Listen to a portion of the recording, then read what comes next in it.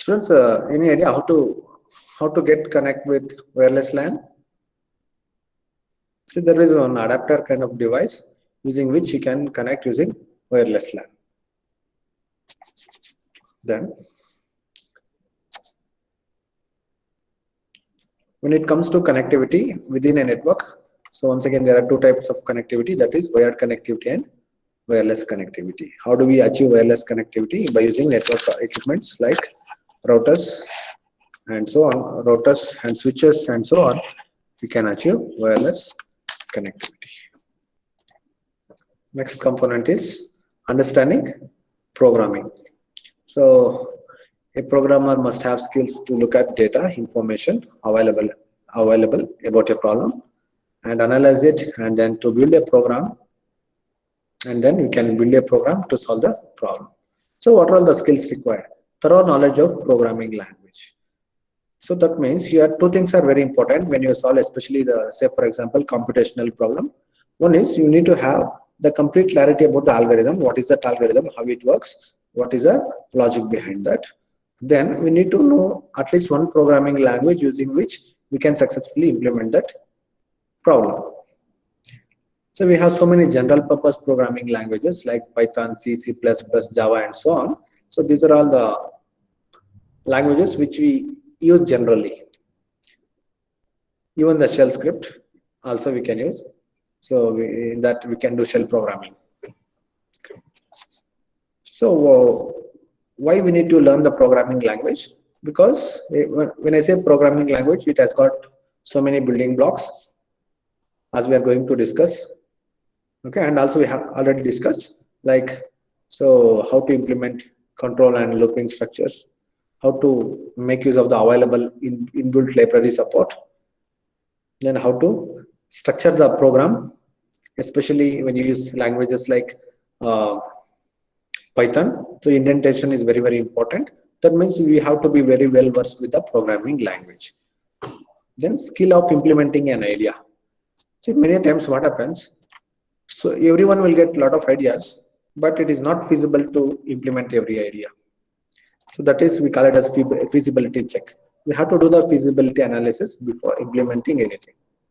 Say for example, let us assume you know only C programming, and if you think about developing a web application, so it is not at all feasible, because so in the C is not a language which is ideally suited for developing web applications. If that is the case, then you may have to learn some other languages like Perl, Python or Java, PHP and so on, and then you can start developing a web application. So that means we need to know which language is useful for what purpose and what is its limitations. So then only you will be able to convert your idea into implementation.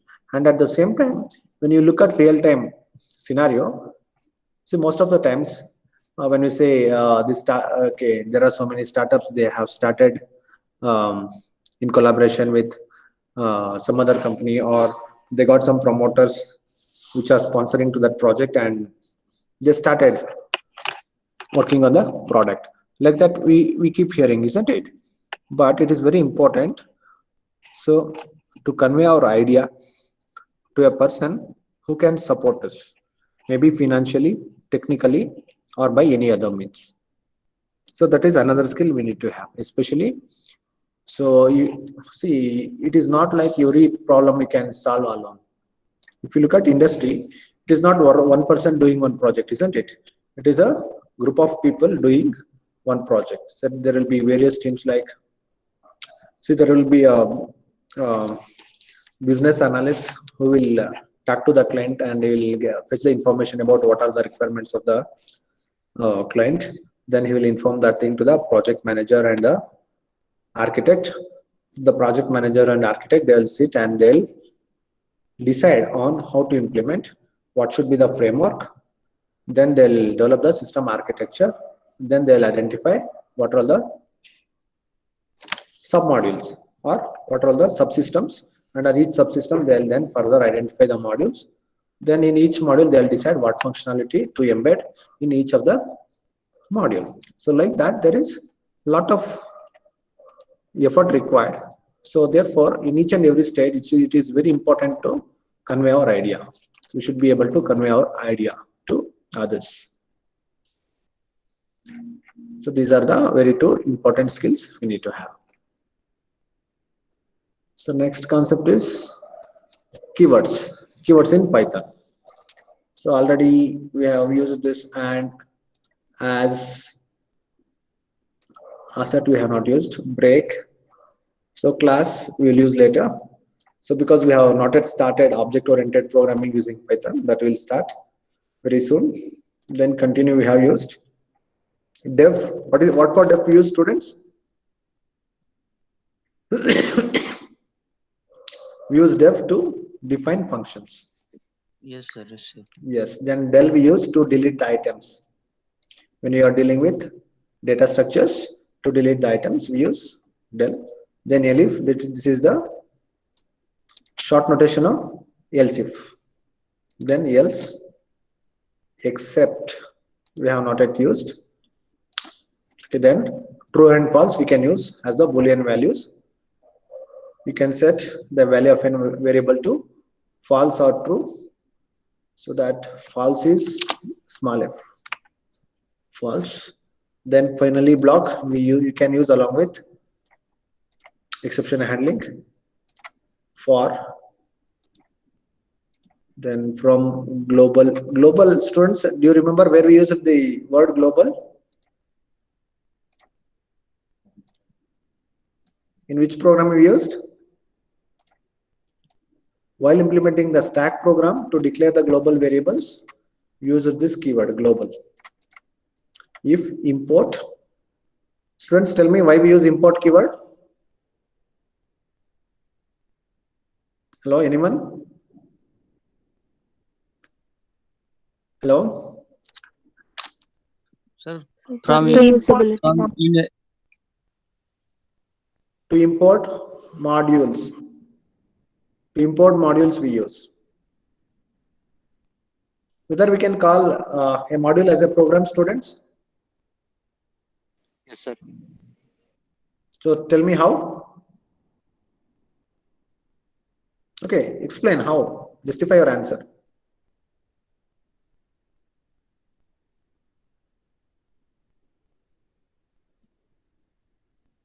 It is set of instructions, sir.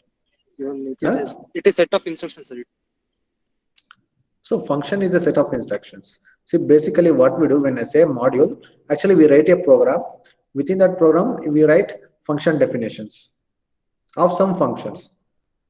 Then along with that, it may also contain some other instructions which will run sequentially. Okay, that is optional, but compulsorily it should contain function definitions. Then only we can call it as a module. So if you want to use the functionality of that program in some other program, then what we do, when we create a new program, there we write import and module name. That module name is nothing but the previous program what we have created and stored some function definitions, isn't it? So that means basically it contains, when I say module, it contains function definitions. Now by using, so now within our program we can call that module name dot method name. So that means from some other program we can call the functions of a module.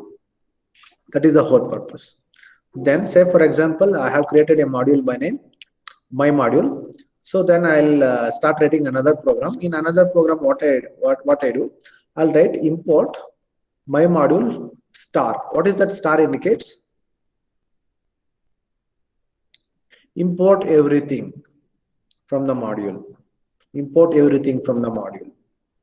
So why? Because I said that anyhow it contains, when I say module, functions. Along with that, it may also contain some sequential instructions. Say for example, some variable declarations, initializations, and so on. So such things will also be imported when you put star. Import module name space star. Then it is not that import can be used only within the file.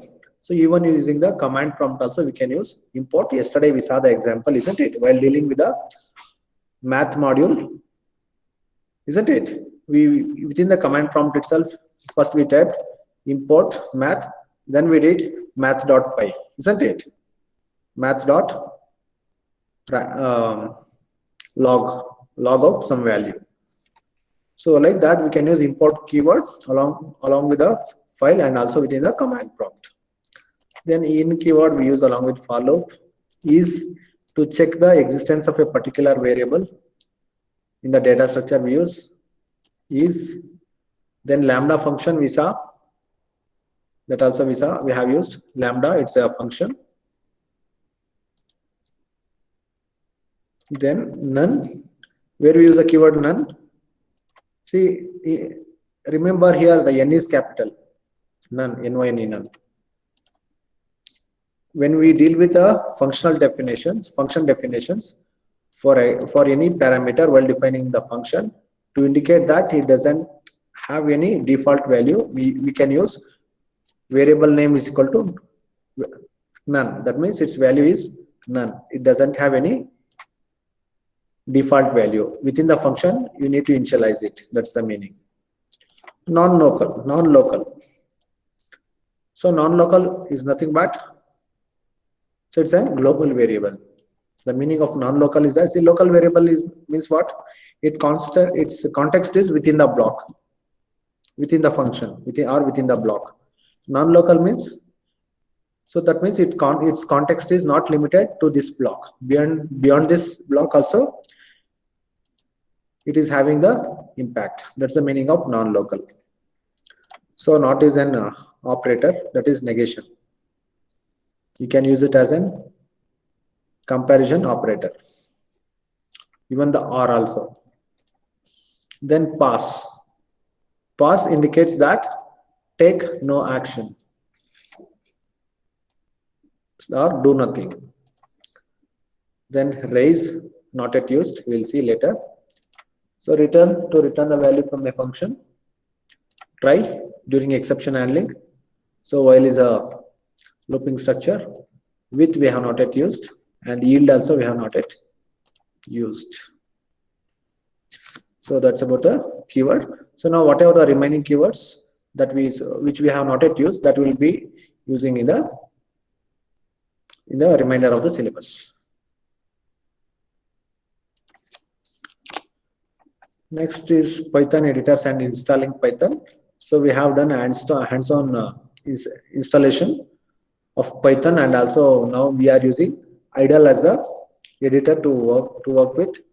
And here, as an alternative for IDLE, you can go with Anaconda. So that also there is a step-by-step procedure here. Just you can follow and you can use. So here we use Jupyter Notebook as an integrated development environment. And as an alternative to that, there is one more popular tool called as PyCharm. PyCharm, PyCharm. So that is also one of the industry standard tool, PyCharm. The main advantage of that PyCharm is that's an IDE. That means within that IDE you can write the program, you can compile, and also from internet you can download new modules. Say for example, you want to do some programming with with respect to big data analytics, you need some module that you can download. So such facility is also available with PyCharm. So most of the IDEs will provide that facility.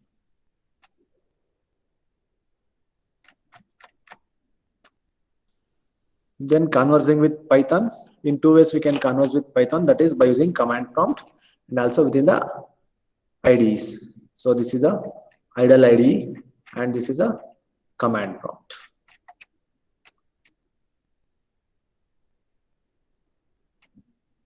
So then when you're dealing with command prompt or something, what the quit function will do? It will exit from that. Say you are using command prompt, you will exit from the command prompt. If you are using IDLE, you will exit from the IDLE. Like that. Then we need to understand the terminologies, what is interpreter and what is compiler. Tell me students whether we are using interpreter or compiler to deal with Python programming. Are we using compilers? Interpreter, sir. Why?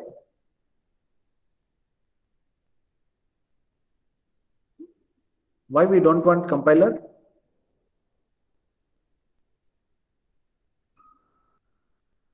Hello?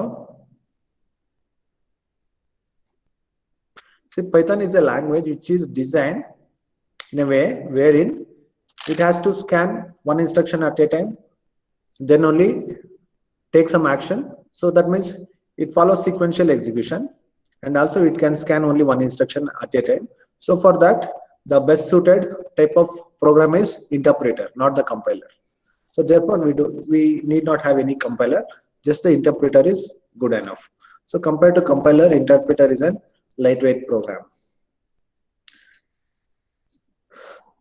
Tell me where we use compilers. Students, tell me some programming languages where we use compilers. C++. C++. What about Java? Yes, sir. Even Java. In Java also. What about shell script? What about shell script?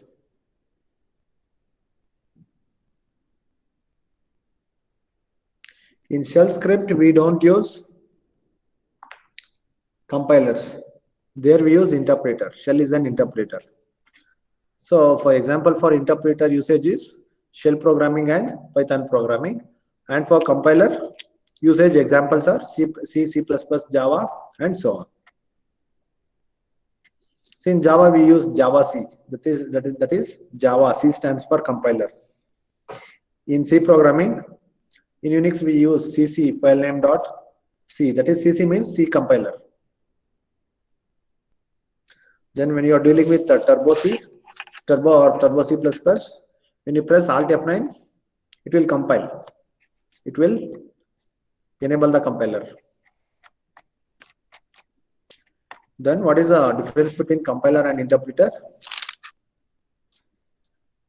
Compiler scans complete program at once, whereas the interpreter scans one instruction at a time. It will execute one instruction at a time. Then tell me which is faster, compiler is faster or interpreter is faster? Interpreter, sir. How? How interpreter is faster? Just because it's read line by line, sir. See, for example, even if you use C programming, which uses compiler, there also execution will happen instruction by instruction only. But only thing is that it can scan the entire program at once. So therefore, compiler is pretty faster than interpreter, isn't it? Say for example, let us assume you want to take 2 pages print. Okay, see there are printers, simple printers where you need to take first 1 page, then manually you need to reinsert, you need to turn the page, then insert, then you take the printout of second page. At the same time, there are also printers which will do everything automatically. Just you give side by side, it will only print both sides without any user intervention, isn't it? So your compiler is like that. That means it is faster than the interpreter. A compiler translates the source code of high-level programming language into machine level. So for this purpose, the source code must be complete program stored in a file with extension like .c, .cpp and so on. And also compiler generates executable files, that is .exe or .dll. So that are in machine language. Later these executables files are executed to give the output of the program. On the other hand, the interpreter performs the instructions directly without requiring them to be pre-compiled. So that is static analysis. The source code, it will parses the source code and interprets it immediately. Hence, every line of code can generate the output immediately.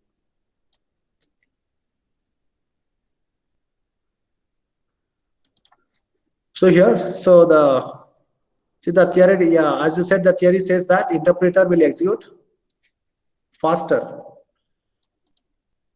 So that means it is not converting it into machine instruction. Instead, it will directly parse the instruction and it will understand its semantics and it will execute immediately. Okay, so interpreter, okay, as you said, correct, interpreter executes faster because it is skipping the procedure of generating the machine equivalent code, that is exe files. So Python doesn't generate exe file. So next is, okay, there is a note. Note that Python do not require variable declaration unlike C and C++ before its use. That means you need not specify the data type while declaring the variables, just you can start using them. Okay, then writing a program that we have seen with examples, already we have seen so many programs, and building, next thing is building blocks of the program. So building blocks of the program are input. So we need to process something. So what we process, which is nothing but the input. So every program has to process the input. So therefore input is one of the major components. Then output. So that is the outcome of the program. That is the output. Then sequential execution. In general, the instructions in the program are sequentially executed from the top. That is, it follows top-down approach. Then conditional execution. To achieve conditional execution, we deal with some of the constructs like if condition, while, for loop, and so on. That is conditional. So repeated, so that is iterative manner. So while loop, for example, for loop, repeated execution, it supports for repeated execution. Then reuse, that is nothing but code reusability. So that we achieve, for example, modules. By using the concept of modules, we define some functionality which are commonly used by multiple programs. We make it as one module, then we will import a module in some other program. So that is one way of reuse. Then at the same time, we can also reuse code within the program as well. That means if you write one function and if we call multiple times, okay, that is nothing but reuse. Why? Because you are writing the definition once and you are calling it multiple times. That is code reuse. In object-oriented programming, so for this purpose, we will write interfaces where any program can implement that interface, isn't it? Then look at what could possibly go wrong. That is syntax errors. So every language is very strict with its syntax and the rules. That is nothing but the syntax. We call it as syntactic rules or the syntax. Every statement has to strictly follow that syntax of that particular programming language. Otherwise, it will generate errors. Logical errors. So logical error means you'll get, when you run the program, you'll get an output which is incorrect because of the mistake while implementing the program. That is, your logic will be wrong. Say for example, instead of division, if you use division modulo, so that is logical error. Syntax wise, it is correct because a%b, that's a valid statement as per Python, but as per your logic, it may be incorrect. Then wrongly implementing the formula. So that is usually, that's one of the very biggest causes of logical errors. So if you have some logic, so you'll be having some formula to do some computations or calculations. When you implement it wrongly, obviously logical errors will happen. And at the same time, in Python we have, say for example, you want to divide a number, you can do a/b or a for two times //b, that is 2 times division. So to eliminate the decimal point, we can use 2 times division. So that is also possible. So you need to be very careful with the logical errors. Then semantics. A semantic error may happen due to wrong usage of variables, then wrong operations or in wrong order. See, that means if you write the operators in wrong order, then obviously your system will understand it wrongly. Your interpreter will understand it wrongly, and it will do some malfunction. So that is called semantic error. Then what is the meaning of semantics is that semantics is nothing but the definition of the instruction. We call it as semantics. Say for example, s is equal to within double quotes high. So the semantics is that s is an variable of type string and it contains the value high. So that is the semantics of s is equal to high.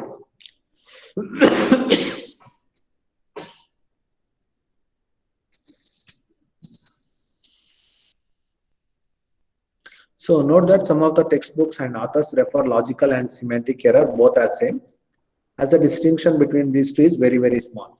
So say actually logically both seems to be similar in nature, semantics errors and logical errors, but still, okay, here in Python they have categorized semantic error is different and logical errors as different. But in some textbooks, so there is no separate category like semantic errors, both are clubbed together. So that's what the statement says here. There is a thin difference between these two.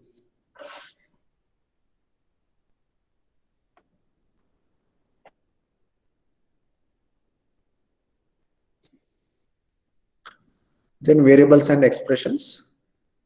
If you want to know the variable type, so you can use the type function, type of value. So here the hello is string type. You can see the output. The class it belongs to string class, that is str is string.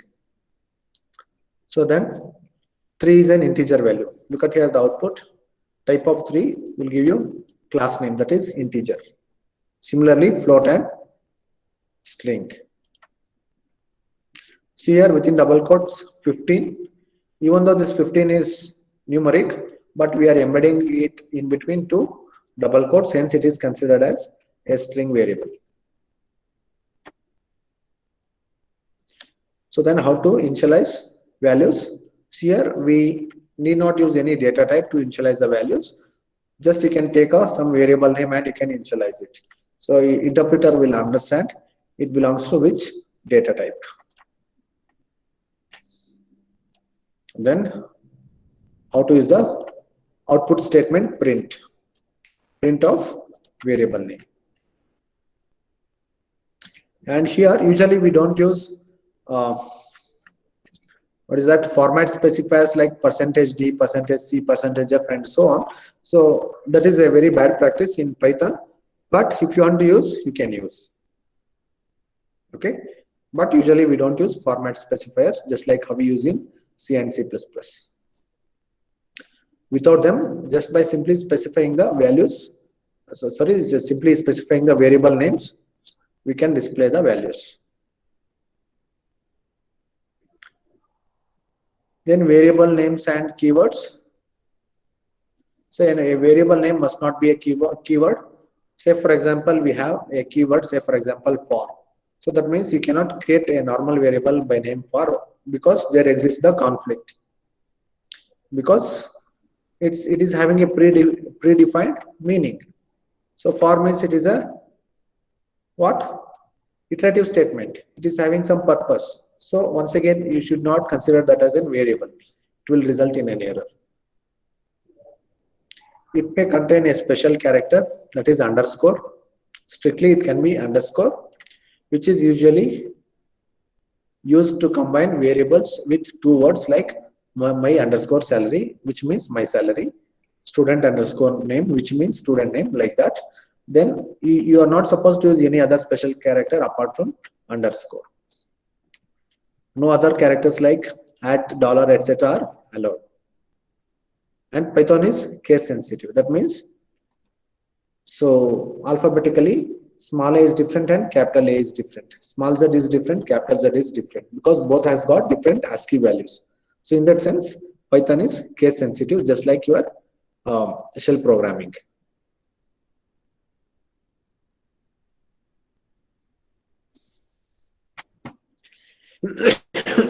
Then every variable must start with an alphabet or underscore. It cannot start with number. You can see here, I am trying to create a variable by name 3a.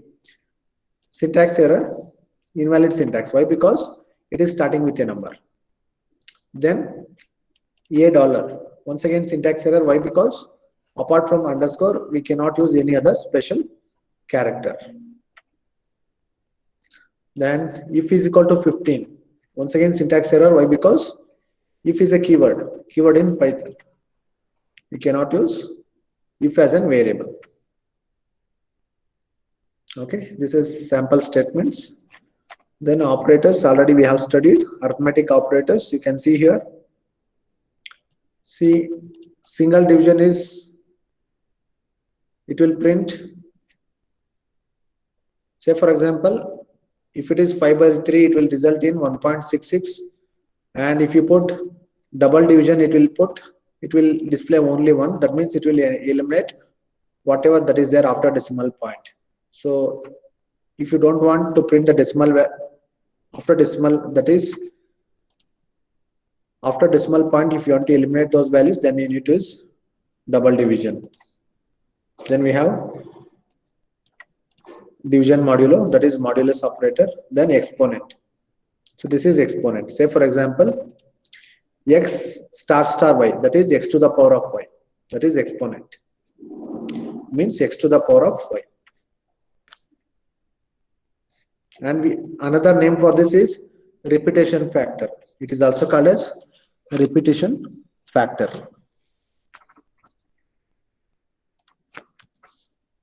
Then we have assignment operator, just like how we use it in C, C++, Java. Here also we can use. Then expressions. So you can see here, what is x plus is equal to 5. We have used this syntax in C, C++ as well. That is, which is nothing but, it is a replacement for x is equal to x plus y, isn't it? Then we should know in what order the Python will execute. So we have something called as BODMAS, that is bracket of order, then division, multiplication, addition and subtraction. So here also, so as in C program, the first preference is always given for parenthesis. That means it doesn't matter what operation you do within the parenthesis, whatever that is there within the parenthesis, that will get the highest priority. Then after that, exponentiation. After that, next highest priority is multiplication and division. Multiplication and division are having equal priority, whichever, so, and associativity is left to right. Whichever comes first, that will be executed first. Multiplication and division. Similarly, the last priority is addition and subtraction. Both are having equal priority. So whichever comes first, that will be executed, addition and subtraction. So that is how the expressions are evaluated. That is, so we can see here PEMDAS, that is PEMDAS. So P means parenthesis, E means exponentiation, M means MD means multiplication and division, then AS means addition and subtraction. Then look at the string operations. So we have x is equal to string value within double quotes 32 and 45. So once again here 45 is not taken as a number. Since we are embedding it within the double quotes, it is considered as a string. And if you perform x plus y, just it will print one element after the another element. That is nothing but string concatenation. So now what is the operator that we are using to concatenate two strings? We are using plus, where here x and y are string variables.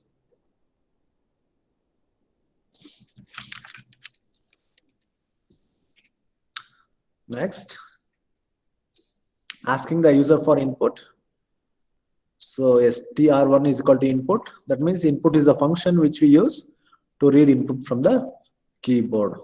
So when we read input from the keyboard, we will store it in some variable so that we can process the input later. Okay, string1 is equal to input. So, and you are entering hello, how are you? And that will be stored in str1. Then the string is str1. That is string is hello, how are you? That is the value of this str1 is hello, how are you? Then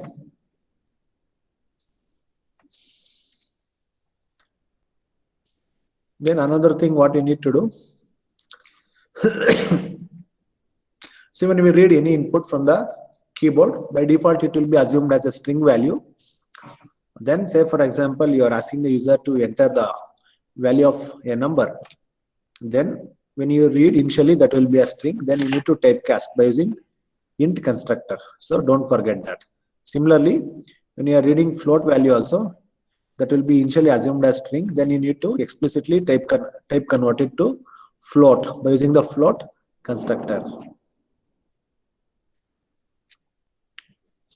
Here a function float is used to convert a valid value enclosed within double quotes into a float number as shown below. See here, enter a floating point value. So we are using input function to read from the keyboard, and we are storing it in the left side variable, that is f. So and enter it will display a message, enter a floating point value, and you are entering 3.5. So when you check what is its type, so it is displaying str.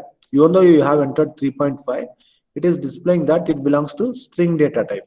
So hence you need to explicitly convert that into float like this. F is equal to float of f.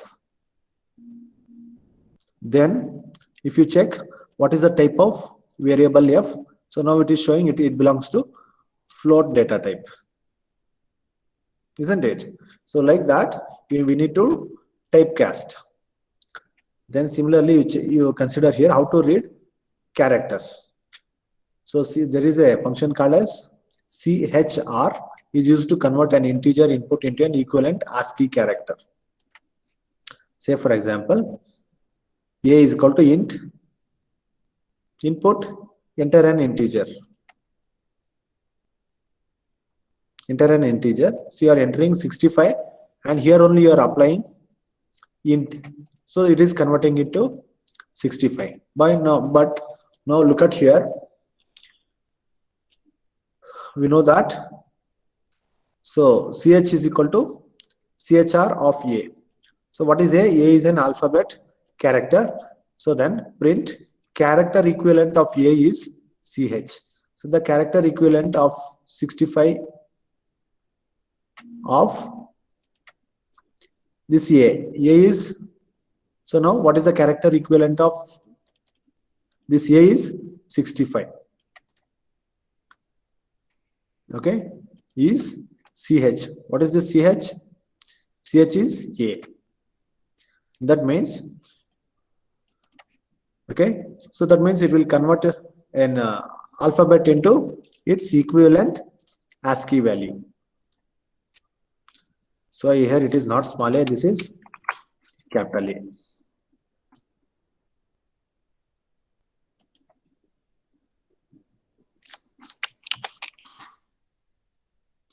Okay, so now this is proper.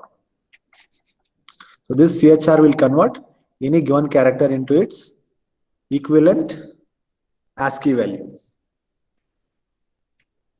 Then comments. How to use comments? Every comment line will start with a hash symbol. Then multi-line comments.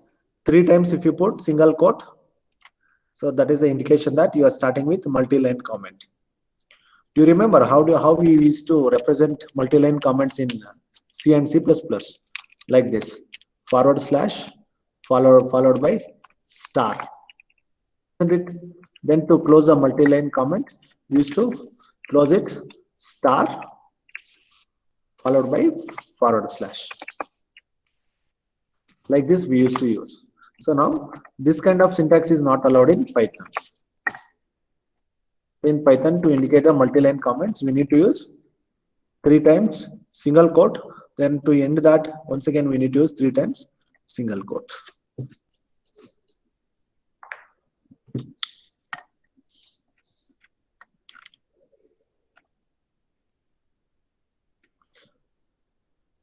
Then choosing mnemonic variable names. Choosing an appropriate name for variables in the programming language is always at stake. Consider the following example. A is equal to 10,000, B is equal to 0.3 into A, C is equal to A plus B. Print output is 13,000.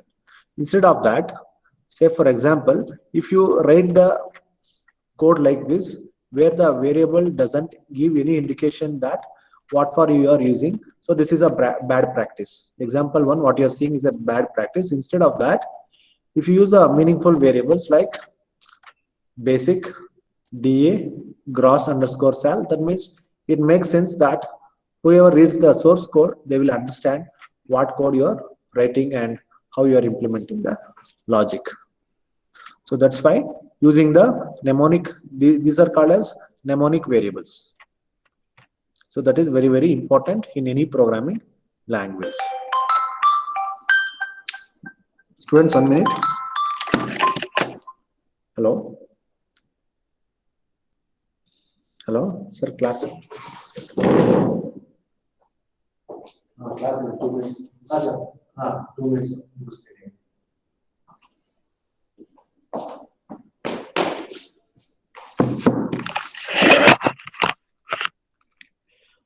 Okay, students, the next thing is how to debugging the program. So what is debugging? Debugging is nothing but it's an art of fixing the bugs. So fixing the bugs means it can be any type of error. When I say bug, it can be basically it's an error. It can be any type of error. It can be syntactic error, logical error, or any other type of error. When your program's output is not satisfactory, we say that there is a bug, we need to fix it. So how to fix it? We need to debug. So now here we have some examples. Average space sal is equal to 10,000. It's an invalid syntax. Why? Because so now average is one word and sal is one word. So we could put one underscore here so that we could join average underscore sal, that is average salary. So once again here m is equal to 09, syntax error. Why? Because to indicate single digit values, so instead of writing it as 09, we should write only 9. So this is strictly not allowed in Python. In C and C++, you can write m is equal to 09, but in Python, so since 9 is a single digit value, so you cannot use 0 here. That is, Python doesn't allow preceding zeros for numeric values. Even similarly, even if you want to enter 10,000, it must start with 1.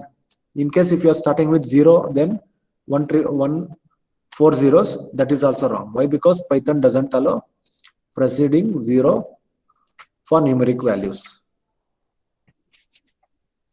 Then look at some of the simple mistakes that we do here. Basic is equal to 2000, and once again here DA is equal to 0.3 into basic. So logically it looks same, but this basic is different and this basic is different, but here we have used capital B instead of small b. So like those things we need to avoid in Python. Students, it's time up. You have to attend next class, isn't it? So later I'll send you the quiz. You answer for the quiz. So now I have a meeting. So afternoon I'll send you the quiz questions. Today later you answer it by end of the day. So whoever will answer the quiz, I'll give attendance for all those students. That's it. Thank you.